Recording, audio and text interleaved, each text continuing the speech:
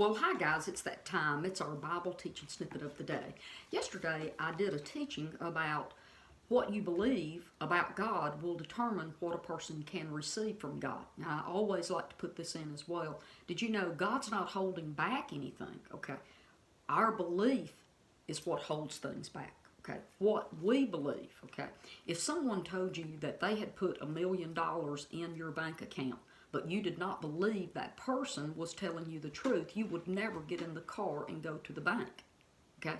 But watch this. If I was told that someone had put $1 million in my bank account and I fully trusted that person to be honest with me, I would rush to the bank because I would believe what they said was true because my opinion of them was strong enough to know that I could trust them. Okay, so today I want to go ahead and teach a little bit more about this, and I'm going to tie this teaching from yesterday into the hospice miracle that I reposted. That's a healing, well, a miracle from 2 years ago that I posted. Okay. And that's when it was posted, and it happened a year and a half or so before that. So this is back in 2015, middle of the year. But I want to talk about this. I want to tie this together. Okay. So yesterday, when I told you that what you believed about God, your opinion of God is going to determine what you can receive from Him. And then I also talked about hope and expectation. And I'm going to show you exactly how both of these principles were at play that day for that miracle to happen. Okay. I'm going to read this one more time today because I think it's important. This is Mark chapter 11, verse 23 and 24. And this is in the World English Bible. And here we go. This is in red. Jesus said this. For most certainly I tell you, whoever may tell this mountain, be taken up and cast into the sea, and does not doubt in his heart, not being double-minded, does not doubt in his heart, but believes what he says is happening. It's already been released and it's in motion and working right now. It's happening. He shall have whatever he says. And therefore I tell you, all things, whatever you pray and ask for, believe that you have received them and you shall have them. Now I'm going to do this again in the Passion Translation. Verse 24 says, this is the reason I urge you to boldly believe for whatever you ask for and in prayer, and believe that you have received it and it will be yours. Okay, now these are Jesus' words, and he's either a truth teller or he's not. And if he tells you that he's deposited $1 million in your bank account, now you have to decide, what is my opinion of him? Do I believe him, and will I act upon his word? It's simple, doesn't it?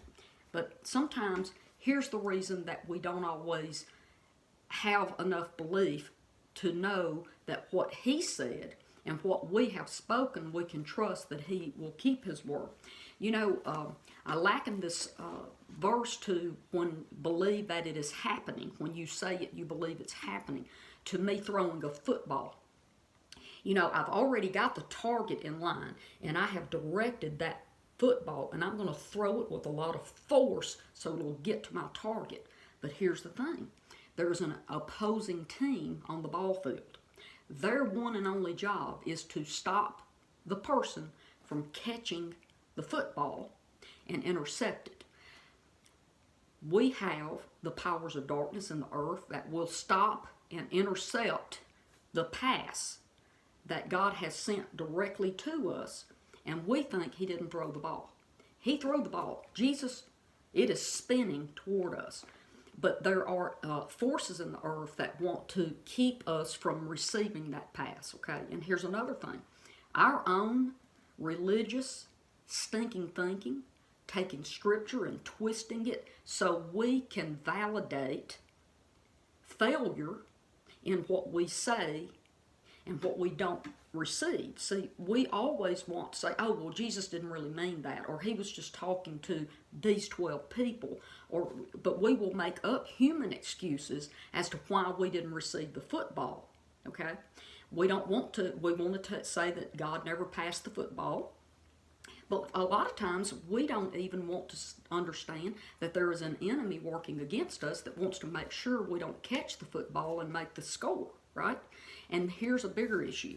Sometimes we do not want to see clearly that we need to be coached and trained on how to better catch the football. It wasn't meant for me to catch the football. That's why I didn't catch the football. And religion will teach you that. So I want to step into what I was talking about. The girl, this young lady calls another, they were really close friends, and she's telling her that they can't find their old pastor Poopy. And he had changed churches, and they had not seen him in a long time because the mom had been sick for 18 months or longer. Now here's just a side trail. Why is it that they can't find him? He's their pastor, and she is on her deathbed, and they have no idea where he is.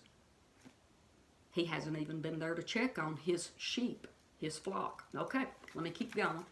But anyway, when they find this pastor, the daughter calls the Bible student, the girl that's in my Bible study that I lead. Okay, everybody gets to interact in a Bible study I do. This is not me taking the stage and making everybody shut up. No, I actually try to get people to talk and interact in it because we learn deeper, okay? So anyway, she's a part of the Bible study that we have, and I'm just the one that kind of oversees and guides and helps people grow, okay? So this Bible student tells her, well, Miss Faye wasn't coming to pray for her. She was coming to heal her. Now, this girl is not a Christian. She doesn't go to church. She's been stomped on by religion, and she's very hurt.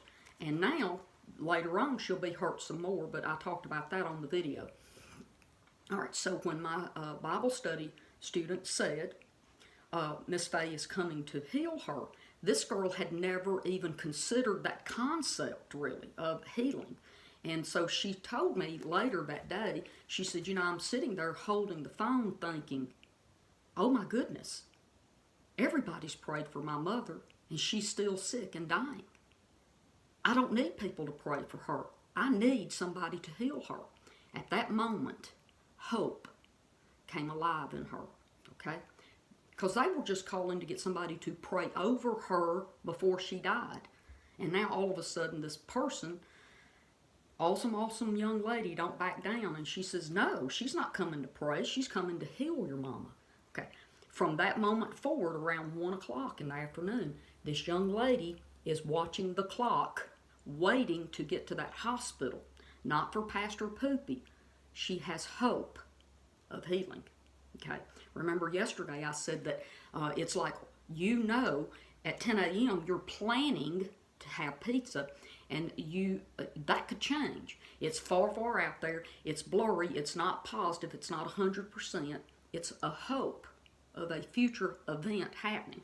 But when you actually pick that phone up and you order that pizza, you know that it is coming to you, and you pretty much will be waiting at the door for the car to drive up because you know the guy is bringing your pizza. Watch, it goes right with this verse. It's when you hang that phone up from calling to order that pizza, you know the ball is spinning, it is in motion and in action, and it is headed toward you, and you are the receiver of the pizza or the football. Got it? Okay, so she starts hoping that healing will happen because that's what she actually needs. She don't need a going away prayer. She needs a miracle, a healing. Okay, so now her hope, she tells me this. She says, I'm watching the clock thinking to myself, this is what I need. And she can't hardly stay at work. Okay, so now watch. This ties right into what I was teaching yesterday. So she gets to the hospital. So this hope all day long of something happening, this healing, is working in her all day long. And when I get to the hospital and I walk in, that's why she's standing there frozen watching the door. She's waiting for her package to be delivered. The pizza that she ordered that day, right? Okay, now watch. While I was there, when I laid hands on her mom's hip and it immediately quit hurting, and she snatched my hand and forced it down on the ankle and says, here, lay your hand here. Her ankle wipes are up, partner. And it, of course, She sleeps for this 12 hours with no morphine, no pain shot or anything, and the mom gets up and completely healed and goes home. Now, she didn't get to go home. This was a Friday, and she was sitting straight up in her bed at 10 a.m. on Saturday morning. Unfortunately, the discharge office was closed, and she had to stay there till Monday morning, but she did go home Monday morning, and she was out shopping at the mall on a Friday afternoon. That same week, she leaves on Monday, and she's shopping at the mall on Friday afternoon. But after I laid hands on the woman, and the daughter saw her go completely out of pain, now watch, now the daughter has shifted into expectation. Because watch, she tells me as I'm leaving that night, that afternoon, that, well, no, it was that night because I stayed there for 5 hours and I got there a little after 5. And so I have ministered to this young lady for over 4 hours and laid hands on for healing of her mom. But as I'm leaving, she tells me that it was the best day of her life because her mother had been healed. Now watch, she went from hoping at 1 o'clock in the afternoon to expecting me to walk in the door to her mother being completely healed. And this is the same thing that I wanted to show you in Scripture yesterday. Okay, hope came alive in her in the phone conversation she had with her friend. Okay, and then expectation took over as she watched the clock waiting for the arrival of what she was hoping for. Well, listen, guys, I'm going to hop off here, and I hope that this follow-up video has helped you to understand a little bit more about what I taught yesterday about moving what we believe and our opinion of God into a higher position where His truth can override all the doubt that's been put in us through church doctrines and even through doctors, that we can trust that He's already deposited healing in our account. And we've got to be high enough opinion and believe God to say what He says and believe what He says to where we know we go from hoping for something to expecting to be able to receive that miracle or that healing. So here we have it one more time. I want to just recap this real quick. We have to believe what we have decreed and said, that it is happening, that it is in motion, and it is in action, and move our human hope over to great expectation.